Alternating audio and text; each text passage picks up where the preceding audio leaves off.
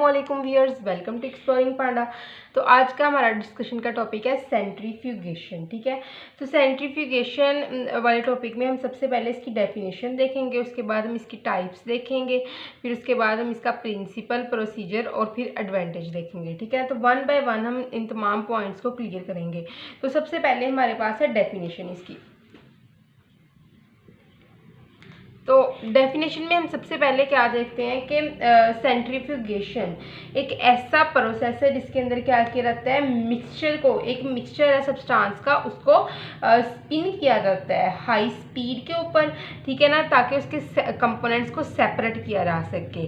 अच्छा, तो इसकी डेफिनेशन की अगर हम बात करें तो सेंट्रीफ्यूगेशन एक ऐसा प्रोसेस है जिसमें मिक्सचर को ना स्पिन किया जाता है हाई स्पीड के ऊपर, ताकि उसके कंपोनेंट्स को सेपरेट कर लें। देखें, हमारे पास में पता है मिक्सचर जो होता है एक, वो डिफरेंट कंपोनेंट्स से मिलके बनता है। ठीक है, और अब हम चाहते हैं कि हमने उन डिफरेंट कंपोनेंट्स को सेपरेट करना है। तो फॉर दिस पर्पस हम क्या करेंगे, हम स्पिनिंग करवाएंगे मिक्सचर की। ठीक है, at high speed, high speed के ऊपर उस मिक्सचर की स्पिनिंग करवाएंगे ताकि उन कंपोनेंट्स को सेपरेट किया जा सके। Separate components, clear. तो ये एक इसकी बेसिक सी डेफिनेशन है कि centrifugation is a process in which mixture is spin at a high speed to separate its components. ठीक है, तो सेंट्रीफ्यूज अगर इस पर्पस के लिए एक मशीन यूज़ की जाती है, जिसको एक डिवाइस यूज़ की जाती है, जिसको हम कहते हैं कि वो हमारे पास क्या है, सेंट्रीफ्यूज।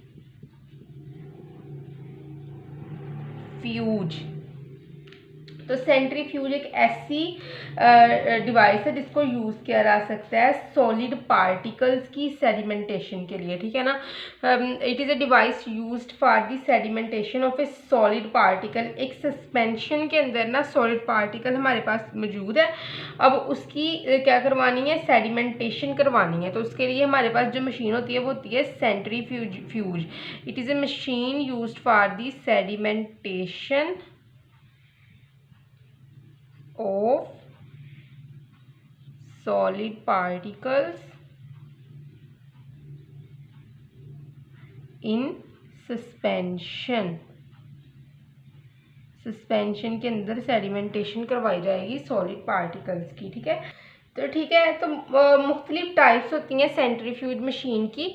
डिपेंड करता है ये उसकी स्पीड के ऊपर या फिर उसके यूज़ के ऊपर, क्योंकि कुछ हाई स्पीड सेंट्रीफ्यूज होती हैं जिसको यूज़ किया जाता है सेपरेट करने के लिए ब्लड सैंपल्स को। ठीक है, तो अगर हमने ब्लड सैंपल्स को सेपरेट करना है तो हाई स्पीड सेंट्रीफ्यूज का यूज़ करते हैं। दूसरी चीज़ है हमारे पास कि अगर यूरिन सैंपल को सेपरेट करना है, ठीक है ना, तो उसके लिए लो स्पीड सेंट्रीफ्यूज का यूज़ किया जाता है। ठीक है, तो हमारे पास डिफरेंट टाइप्स हैं, हम वन बाय वन उन टाइप्स को यहाँ पे स्टडी करते हैं।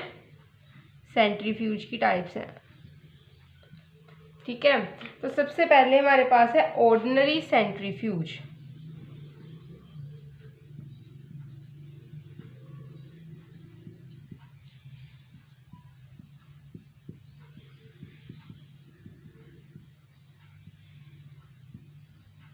ठीक है, तो ऑर्डिनरी सेंट्रीफ्यूज क्या है कि मोस्टली क्या होते हैं, टेबल टॉप के ऊपर इनको रखा जाता है, या किसी बेंच की टॉप के ऊपर रखा जाता है, या फिर फ्लोर टॉप पे रखा जाता है। They are mostly placed on table top,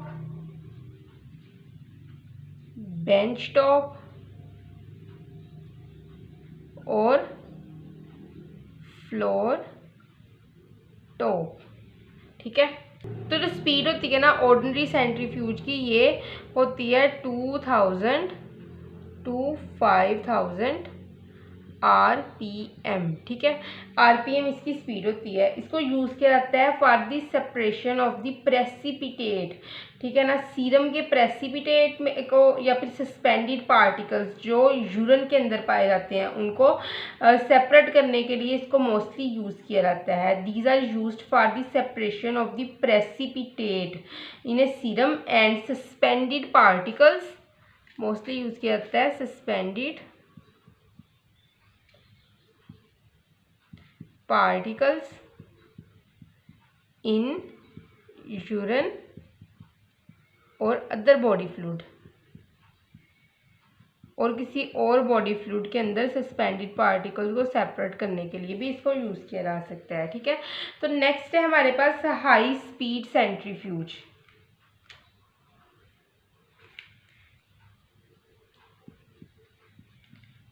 high speed centrifuge.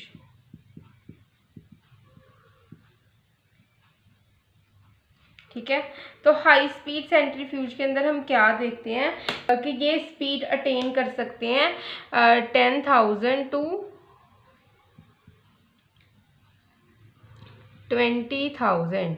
ठीक है, आरपीएम की स्पीड को अटेन कर सकते हैं। ठीक है, तो इनको मोस्टली यूज़ किया जा सकता है ब्लड बैंक के अंदर और ब्लड जो है वो एंड रिसर्च लेबॉर्ट्रीज के अंदर टू सेपरेट ब्लड। तो इसको यूज़ किया जाता है सेपरेट ब्लड पार्टिकल्स,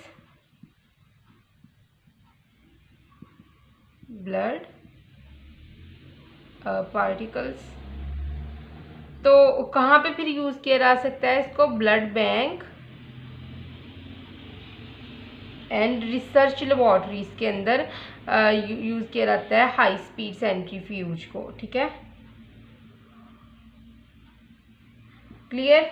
फिर उसके बाद क्या है कि इनको ना ये वर्क करते हैं डिफरेंट टेम्परेचर के ऊपर। इवन कुछ जो होती हैं वो कोल्ड टेम्परेचर के ऊपर वर्क करती हैं और कुछ जो होती हैं वो रूम टेम्परेचर से नीचे वाले टेम्परेचर के ऊपर वर्क करती हैं। ठीक है ना, तो क्या होता है कि ये वर्क करती हैं एट वेरिएबल टेम्परेचर। ठीक है ना, डिफरेंट टेम्परेचर के ऊपर वर्क करती हैं, सम एट कोल्ड टेम्परेचर और लेस देन रूम टेम्परेचर। ठीक है ना, कुछ ठंडे टेम्परेचर के ऊपर वर्क करती हैं। वो टेम्परेचर बहुत ज़्यादा ठंडा भी हो सकता है और या फिर थोड़ा सा ठंडा हो सकता है कि रूम टेम्परेचर से स्लाइड सा नीचे आ जाए। ठीक है ना, तो इनको हम कहते हैं, मोस्टली हम इसको कहते हैं रेफ्रिजरेटर सेंट्रीफ्यूज।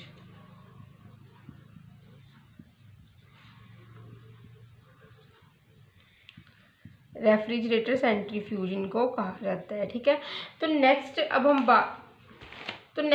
बात करते हैं अल्ट्रा सेंट्रीफ्यूज की। अब हम बात करते हैं अल्ट्रा सेंट्रीफ्यूज की। ये थर्ड टाइप है ultra centrifuge.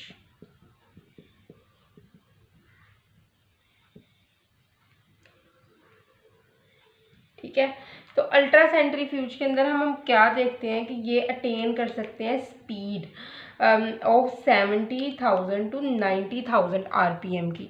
They can attain speed 70,000 to 90,000 RPM. ठीक है, उसके अलावा क्या है कि ये मोस्टली यूज़ की जाती है for the separation of the polymer compounds. Ultra centrifuge machine is mostly used for the separation of the polymer compounds. ठीक है, क्लियर। फिर उसके बाद हम इसके प्रिंसिपल की कुछ बात कर लें यहाँ पे।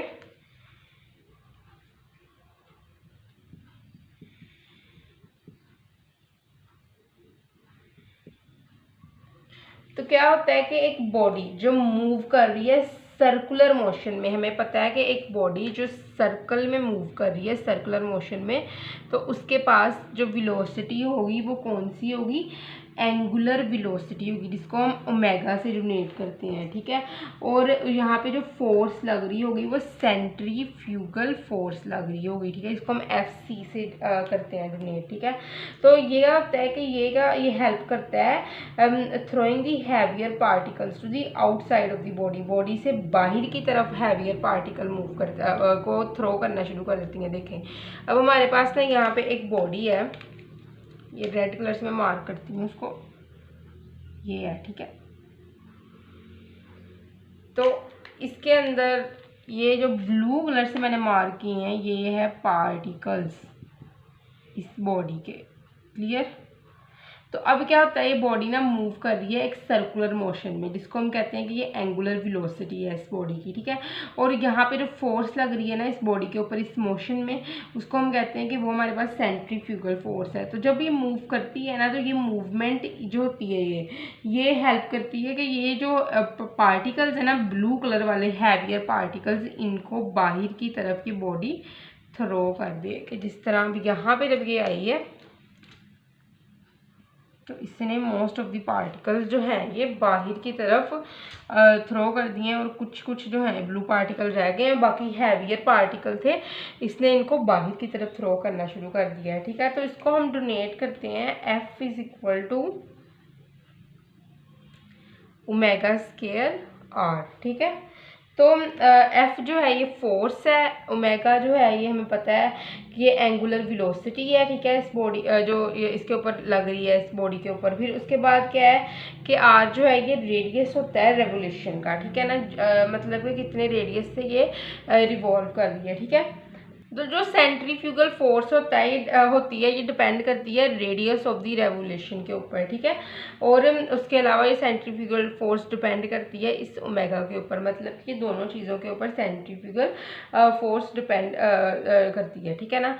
तो प्रिंसिपल में हम यही लिखेंगे किस तरह ये बॉडी मूव करती है और अपने अंदर के पार्टिकल्स को बाहर की तरफ, लार्ज पार्टिकल्स को बाहर की तरफ फेंकना शुरू कर देती है। इसी तरह ये सेल वगैरह के अंदर होता है, सेल जो होता है वो रिवॉल्व करता है और अपने अंदर की ऑर्गेनेलीज और तमाम चीज़ें जो होती हैं प्रोटीन्स वगैरह, उसको सेपरेट बाहर की तरफ फेंकना शुरू कर देता है, सेपरेट करना शुरू कर देता है, ठीक है।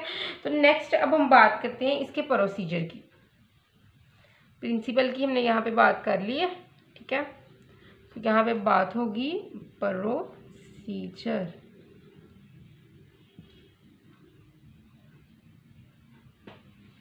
तो प्रोसीजर में क्या है कि सेंट्रीफ्यूज मशीन को स्विच ऑन कर देना है, ठीक है ना। और सैंपल जिसको आपने सेंट्रीफ्यूज करना है उसको क्या करना है, उसको ट्यूब्स में ले लेना है। जिस तरह के अभी हमारे पास ये एक मशीन है, ठीक है ना, मैं उसका सीधी वाला डायरेक्शन लिख रही हूँ, ठीक है ना।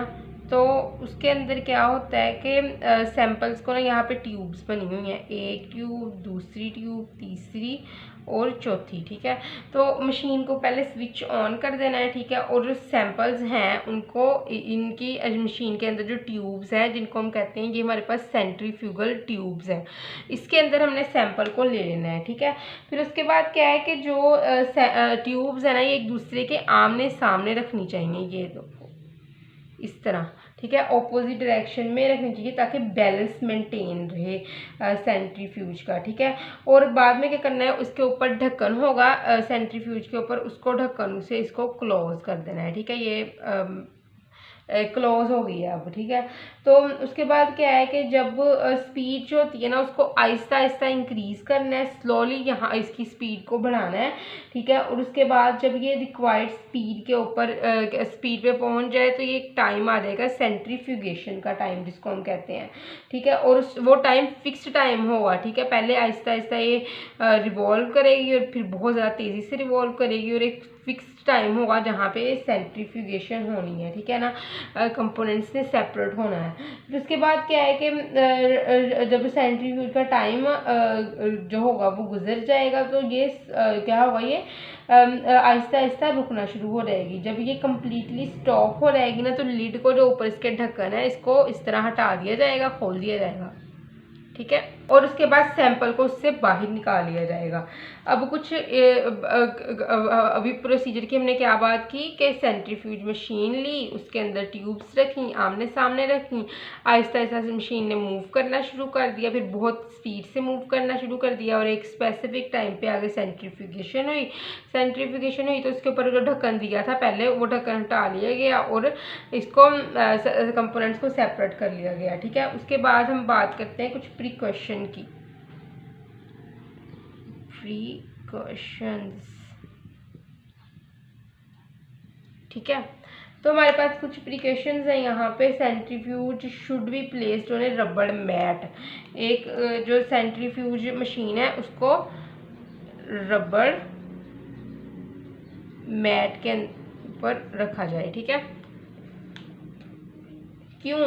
ताकि जो है ये जो ग्रिप अच्छी बन जाए, क्योंकि जो रबड़ मैट होता है ये क्या होता है, ये वाइब्रेट जो होता है, वाइब्रेट एंड शॉक अब्जॉर्बर। ठीक है। अब उसके बाद क्या है कि सेंट्रीफ्यूज ट्यूब जो होती है ना, उसको शुड नेवर, उसको फुली फील्ड नहीं करना, मतलब कि बहुत ज़्यादा भरना नहीं है, नॉट फुली फील्ड, बहुत ज़्यादा उसको भरना नहीं है। ठीक है। फिर उसके बाद क्या है कि सेंट्रीफ्यूज ट्यूब को इक्वली बैलेंस्ड रखना है, सेंट्रीफ्यूज ट्यूब को इक्वली बैलेंस्ड रखना है सेंट्रीफ्यूज के अंदर। ठीक है ना, मैंने पहले भी यहाँ पे बताया था आपको, एक दूसरे के आमने सामने और इक्वली बैलेंस्ड रखना है। ठीक है। फिर उसके बाद क्या है कि प्लेस मेटल बकेट को सेंट्रीफ्यूज के अंदर रखने से पहले इस चीज़ को श्योर बना लो कि जो किस तरह का आप जो है वो किस तरह के डेब्रिस उसके अंदर पाया जाता है, कि उसके अंदर कोई डेब्रिस किस तरह का पाया जाता है। अगर पाया जाता है तो उसको रिमूव कर दो, और अगर नहीं पाया जाता है तो well and good. Otherwise broken part अगर ग्लास के हैं तो जो है वो मेटल बकेट को सेंट्रीफ्यूज के अंदर रखने से पहले उसको क्लीन कर लो और ब्रोकन पार्ट्स को रिमूव कर दो। ठीक है ना, ब्रोकन पार्ट्स ऑफ ग्लास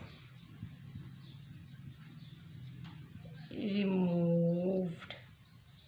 ठीक है। तो उसके अलावा क्या है कि क्रैक हो गई है ना, अगर सेंट्रीफ्यूज ट्यूब किसी वजह से क्रैक हो गई है तो crack centrifuge tube should never be used. ठीक है, इसको यूज़ ना किया जाए। ठीक है। तो आई होप सो कि आपको सेंट्रीफ्यूगेशन की समझ लगी होगी, लेकिन अगर किसी भी किस्म की कन्फ्यूजन है तो कमेंट सेक्शन में पूछ सकते हैं। Thank you so much. अल्लाह हाफिज़।